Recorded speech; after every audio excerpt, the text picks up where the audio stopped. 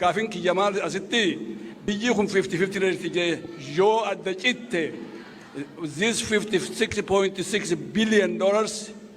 أنيتو اتجاهه يوده فجأته كافين تيجتنوما خبرا كفاءة خراجرتي تمن سيزتان يو جراتين خدورا خطوانا جوار سجالنا كنا دبچودا في يروك يا غبون بربادو an kan dhufe biyya Egypt magaalaa Kaayiroo irraa achi hooggansa kee jalatti qeerroo gurmeessaa waa hedduu dalagaa turre yeroo hedduu carraa warri biyya alaa jiru akka Oromoo Kaayirootti argachuudhaaf carraa warri biyya alaa argate kana argachuudhaaf yeroo baay'ee Kaayirootti si affeeruudhaaf yaallee turre garuu nu milkoofne kana jechuudhaan Oromoota Kaayiroo bakka bu'ee hedduu akka si jaalannuuf hedduu akka si kabajnu si ibsuu barbaada itti aansuudhaani gara gaafii kiyyaatti ce'a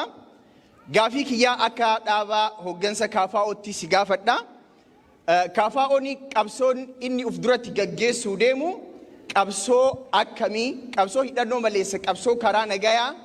qabsoo hidhannoo maleessa kan warraaqsa ummataa dabalate moo akkuma paartilee kamiitittuu yeroo filannoon dhufe yeroo isaa eeggatee dorgomee sagalee ummataatiin aangootti ol ba'uu barbaada tokko inni lammataa dhaabbileen siyaasa Oromoo bara 2018 keessa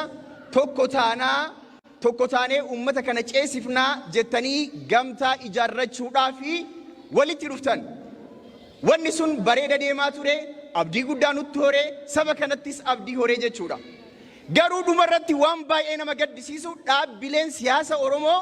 walii galtanii qabsoo saba kanaa wareegama ilmaan qaqqaalii fuulduratti tarkaanfachiisuun osoo isinirraa eegamu an 35 argachuu qaba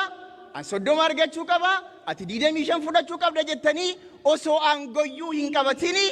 wal loltanii gargar baatanii kun maaliif tahe kun gaafii itti aanu inni biraa irra deddeebiidhaan KFO'n yaada garagaraa kaasaa keessumaayyuu abaa'oo Daawud Ibsaatiin hoogganamu waliin hariiroo gaarii akka qabaachaa jiru ibsaa jechuudha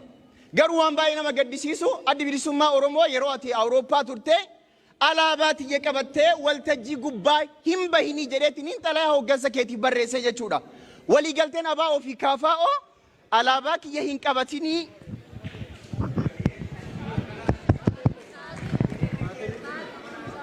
difama daqiiqaa sadi caala naasa'u laal gaafii arma duran gaafataminiin gaafadha irra deddeebi'aan jiru gaafii uummata Oromoo bal'aa waan ta'eef hiree biraan argannu yaa kanaafi alaabaa tiyya hin qabatinii jedhe waliigalteen KFO kana akkamitti laaltan waan jedhu gama biraatiin dhaabbileen siyaasa Oromoo deeggartoonni isaanii yeroo ammaa kana akka malee walirratti duulaa jiranii wal dhiibaa jiranii akka Jawaaritti ummata kanaaf maal dhaamtan baay'ee galatoomaa Oromeeffaa kana waa'ee siyaasaa haasa'uudha. Qabsoon KFO filannuma qofa eeguudha Oromoo dammaqa wanti filannoo jedhamu hin jiru biitii karaa kana itti fufnaan filannoof dhiisi qircaafuun jirtu bifa makaa itti fufnaan filannoo kana waggaa 4 duraatiif yaaddanii ammoo warri mootummaa siyaarbiisi kursiif jala qabu kursii nurraan dhiibinaa ce'umsa goonu maal karaa ammaatiin diinagdeef siyaasaan biisanii itti fufnaani wanni akkasii hin jiraatu kanaaf dursii wanni KFO'n karoora lafa kaatee ittiin deemaa jiru dursa lolli dhaabatee biyyi baraaramu reefu isinii kaa'ee bara lola dhaabuu sanboota negotiation keessa seenu sanboota araara buusuu sanboota democratization saniif immoo tarsiimoo qabsoo akkuma reefu isinii jee waayitawaa ta'e kan sirna sanis harka micciiree kanatti deebisuu danda'u irratti itti hojjetaa jirraa bu'aas irraa argaa jirra 2018 jaarmeewota kajette hedduu carraa sagalina kaafee diddee diddiimatti hedduu carraa reefu maaliin isin jee rakkoo kana nu keessa nu galchi keessa tokko aangoon beeynuuti aangoon numa cafaqaa turte malee takka aangoo qabannee akkaataa itti aangoo exercise godhan kana hin beeynu ቲዮሪ ዱብፍኔ ራካኔት ወንቶ ኮቶ ያላ ቱሬ አንጎ ቤቁ ደቡን ኬኛ ወንቶት ሄዱ ከስላ ደለገሙ ደንዳን አዶኒ ጎኔ አማ ዋይላ ኮሳቲ ካፍተ ካስሪ ቱሬ በር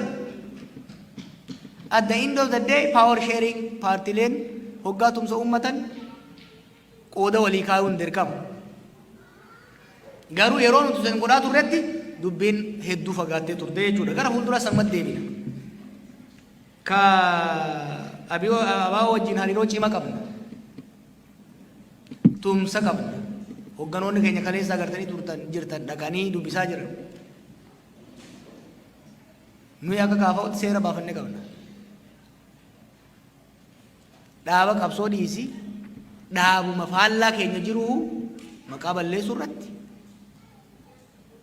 maal gurratti dama bobba'uun barbaadu bu'aan qabu sun jaarmayni faallaa wayii dhaabate bakka takkan dhaqu we are built to do something miseensi keenya keessattuu hoggansi keenya ka waan akkasii hojjetu yoo jiraate ni adabna jechuudha ni sirreessina dinnaan uf keessaa mancaafne ariinee jirra bara agartanii hedduu isaa ka miidiyaa laga wanni irraa lallabu koree wajjin raawwachiiftuu keessa karee jiddu galeessaa keessa warra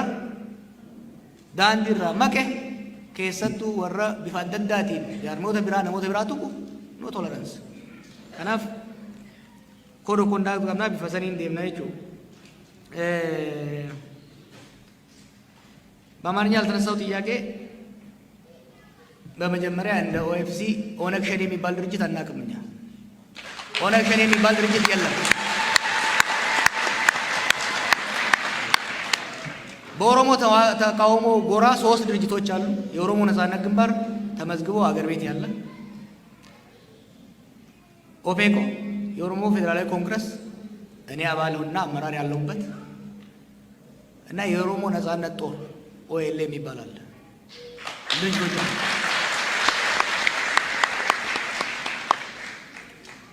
ለመተቸት ከፈለክ በስሙ ጥራው በቃ ምንም ማንቆሻቆሻ አያስፈልግም ለመተቸት ከፈለክ ኦነግ በለው ኦኤልኤ በለው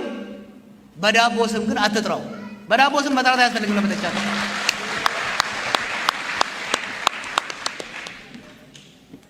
ዘጠና አንድ እንደዚህ ወያኔ ይሄን አደረገ እኛማ ያልሆነው ነገር የለም ወደ ስልጣን የወጣ በሙሉ አመራራችንን ሲገል ህዝባችንን ሲበዘብዝ ሲያቆረቁዝ ቅድም ቋሳየው አይደል እንዴ ከሚኒልክ ጀምሮ እስከ አሁኑ ስራ ድረስ ለኦሮሞ አልፎለት አያውቅም ቂም ግን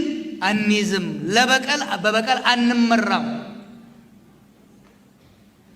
ምክንያቱም ለሀገርም ለህዝባችንም አይጠቅምም አንረሳም ጠባሳችንን አንረሳም የሆነውን አንረሳም በቂም ግን አንመራም